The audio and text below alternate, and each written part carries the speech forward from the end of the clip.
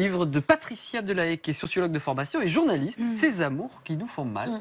Et elle a rencontré des psys, des sociologues et des anonymes.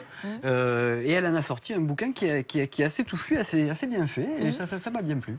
Et alors, donc, elle tente de répondre à tout un tas de questions qu'on peut se poser sur, par exemple, est-ce que j'ai choisi la bonne personne? Pourquoi est-ce qu'on reste alors qu'on souffre? Ça, c'est une bonne question. Ça, c'est quand même. Est-ce que j'ai pas de bol, ou est-ce que je reproduis des schémas affectifs liés à l'enfance? Vous voyez, je regarde Pascal. Hein, voilà. Donc ça, c'est assez touffu et c'est pas mal décrit. J'ai bien aimé. Et puis après, elle a rencontré aussi des gens qui ont bien voulu répondre, alors anonymement. Dans chacun des cas de figure. Voilà. Et elle a rencontré notamment Myriam, qui est un nom d'emprunt, bien sûr. Il ne faut pas dévoiler son identité, et qui raconte une histoire hallucinante. Elle a vécu avec un homme qui était un pervers narcissique, on peut le dire, une relation jusqu'au jour où elle lui dit. Comme nous le souhaitions, je suis enceinte, j'attends un bébé. Et le mec est ému, il pleure carrément, c'est fabuleux. Et 2 mois plus tard, il lui dit qu'il ne veut pas être papa, qu'il ne veut pas garder l'enfant. Donc il l'a contraint à avorter. C'est quand même un geste qui est difficile. Et puis 2 mois plus tard, il lui dit je veux être père. Donc elle retombe enceinte. Et là, il lui dit, je vous cite le truc, 2 mois plus tard, elle a le test de grossesse, et au téléphone, elle lui dit « Ça y est, je suis enceinte ». Et là, il est glacial, et il dit « Tu comptes faire quoi ?»« mais tu m'avais dit, non, maintenant c'est différent. » Voilà. C'est le ce qu'on appelle... Voilà, le chou et le froid, c'est exactement... Non mais ça, c'est pire que ça. C'est terrible, hein, c'est terrible, hein, c'est du vécu. Hein. Inhumain.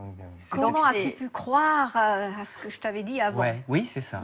Et on a l'impression que justement, ces couples se construisent presque sur ces relations de chaud-froid. C'est-à-dire qu'il faut qu'il y ait ces éclats d'amour et ces moments d'angoisse. Et on dirait qu'ils fonctionnent que comme ça. Et c'est quand même... voilà. Il y avait eu un très beau film avec Vincent Cassel qui s'appelle Mon Roi et qui est un peu dans cette veine-là. Oui, absolument. Mais ça, c'est le propre de la relation dont vous parliez tout à l'heure, lorsqu'on est avec un ou une perverse narcissique. Oui, c'est le propre d'une relation toxique, où il y a les injonctions paradoxales, et puis aussi la culpabilisation, et puis quoi que fasse le ou la partenaire, il fait mal.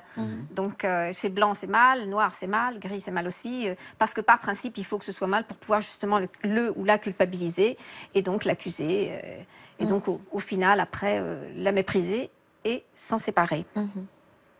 Et donc, deuxième avortement.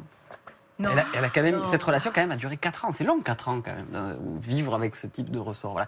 Donc ça, c'était Ces amours qui nous font du mal. Maintenant, je vais vous montrer une BD. Ça s'appelle Carnation de Xavier Musat. Et Xavier Musat, c'est un illustrateur. C'est lui qui fait les dessins et qui fait le texte et tout ça.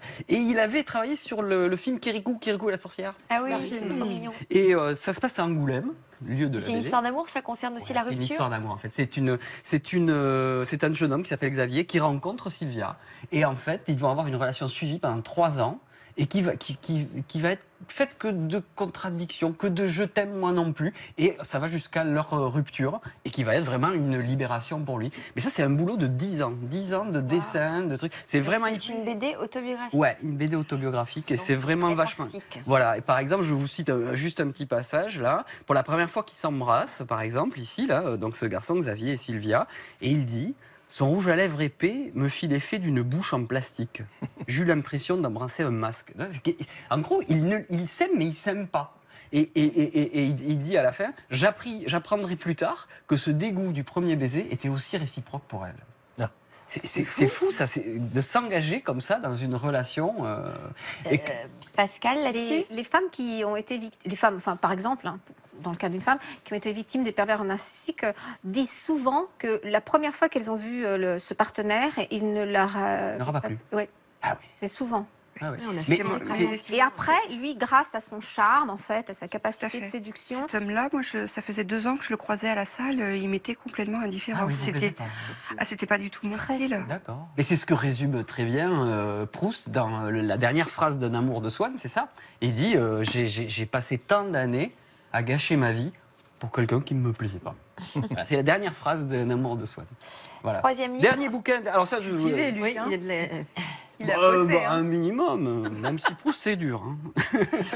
Ça, voilà, alors là on revient, c'est plus ludique. Un petit cahier d'exercices pour les couples heureux. Alors ça c'est vraiment pour pas tomber dans un truc qui va faire du mal. Quoi. Ah, donc c'est vraiment... pour maintenir, voilà, l'amour. Maintenir. Enfin, ça c'est Yvonne Dallaire qui a écrit ça, qui est psychologue et sexologue. Et alors c'est un cahier, hein, format CIS et tout, hein, 48 pages. Et de vacances, quoi. 2 €. Non. et voilà, et ça, déjà ça nous permet d'identifier par exemple ce qu'est une relation toxique. D'abord, on apprend plein de choses. Si dans votre couple, voilà, je vous lis, vous devez continuellement vous battre pour satisfaire vos besoins légitimes. Si votre couple est malgré tous vos efforts, le territoire dévasté où ne règne que le vide, l'isolement, le manque, le silence, que vous êtes dans une violence psychologique. Voilà. Là, vous identifiez que vous êtes dans une relation toxique. Et après, alors il y a tout un tas de petits quiz. Hein, on pourrait l'amener sur la plage aussi. Voilà. Alors, après, il y a des cocher, points, il y a on des fait points, le calcul et tout ça. Je sens que Sophie a envie de faire le cahier. Voilà, alors là, je vous lis on va faire le petit test. Voilà. Il y a 15 questions, je ne vais pas toutes vous les poser, mais par exemple, pour savoir si votre couple est aux prises avec un déséquilibre. D'accord. Alors, par exemple, Répondez oui ou non. posez-nous des questions. L'un de vous deux est-il possessif ou jaloux? Toi, Moi, je peux pas répondre. Je peux pas répondre à cette question. On n'est pas obligé de donner Bon, la réponse à tout le monde. L'un de vous est-il considéré comme le bon et l'autre comme le méchant? Ouais. Enfin, je veux dire... Ah ouais, d'accord, t'as pas dit, t'as compris. Tu dis ouais, d'accord. Ouais, la question. Ok, je vous pose une autre question, attention.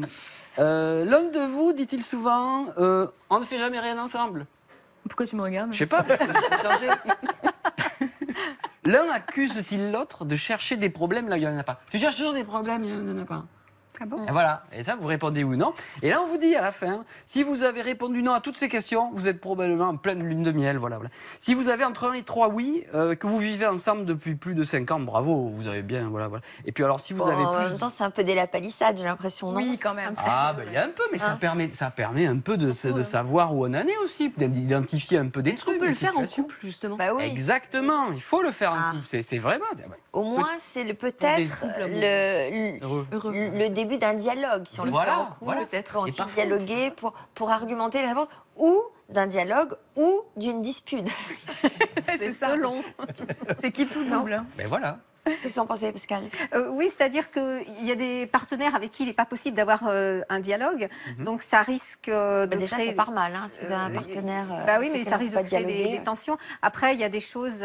par exemple, est-ce que vous souffrez de violences psychologiques? Les personnes, ça peut peut-être ne pas leur parler parce qu'ils ne savent pas ce que c'est que la violence psychologique et il faut le définir. Et puis, justement, les personnes souvent n'ont pas conscience. Les personnes qui subissent de la violence psychologique n'ont pas du tout conscience. Donc, il faut leur donner des choses plus précises pour qu'elles se disent « Ah oui, c'est ça ».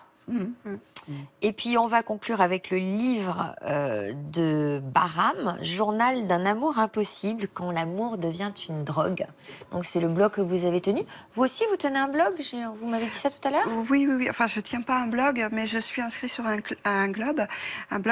Et heureusement, justement, que j'ai ce blog et que ça me permet de communiquer et de comprendre depuis le mois de juillet, depuis la rupture.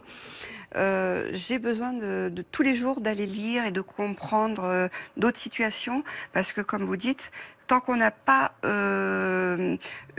compris, en fait, on parle à tout le monde de violence psychologique, mais quand on n'a pas vécu, on ne peut pas le comprendre. C'est ce que disait Barham tout à l'heure. Hein. Finalement, ils s'en est sortis à la fois en recevant des conseils, puis en donnant, en tout cas en parlant avec d'autres qui ont partagé cette expérience. D'écrire, évacuer. D'autres personnes qui m'ont contacté ont eu l'idée d'écrire, mais tout le monde n'a pas pu aller jusqu'au bout, ils ont abandonné. Mais par d'autres moyens, il faut évacuer. Tout ce qu'on peut faire, c'est ne pas les garder en soi, ne pas s'isoler. C'est les deux. Très bien. Merci à tous. Merci aux dénicheurs. Merci. Pour ces initiatives, courts-métrages, sites qui pourront peut-être en aider certains d'entre vous. Et puis merci à nos deux invités et à l'expertise de Pascal. Merci à vous de votre fidélité. Bon après-midi sur France 2. Au revoir. Lundi, dans 1001 vies, nous recevons 3 jeunes femmes au destin brisé. Francisca est passionnée de cuisine. Admise dans une prestigieuse école, la jeune femme décroche un stage dans un restaurant étoilé. C'est un rêve. Quand on regarde le plat, on dit « Waouh, j'ai participé à faire ça ». On est trop contents.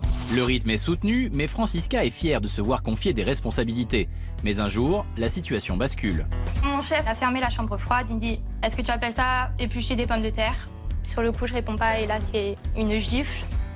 À 17 ans, Victoire est repérée dans la rue. 2 mois plus tard, la jeune femme s'envole pour défiler à New York. Quand vous arrivez dans l'agence, on prend vos mensurations et là, ça ne va pas. Vous êtes trop grosse. Et du coup, j'ai essayé de me faire vomir. Je prenais des laxatifs. Sans s'en rendre compte, Victoire est aux portes de l'anorexie. Son monde se brise. On voyait mes os de partout. C'est véritablement de la maltraitance, dans le sens où ils vous demandent d'être à l'état de squelette. Et c'est extrêmement dur de se reconstruire après. Alicia intègre l'école de l'Opéra de Paris à 8 ans. Petit à petit, elle s'isole et souffre en silence. Faut rentrer son ventre, faut rentrer ses fesses, se tenir droite. On danse non-stop. J'avais les pieds en sang. C'est une torture.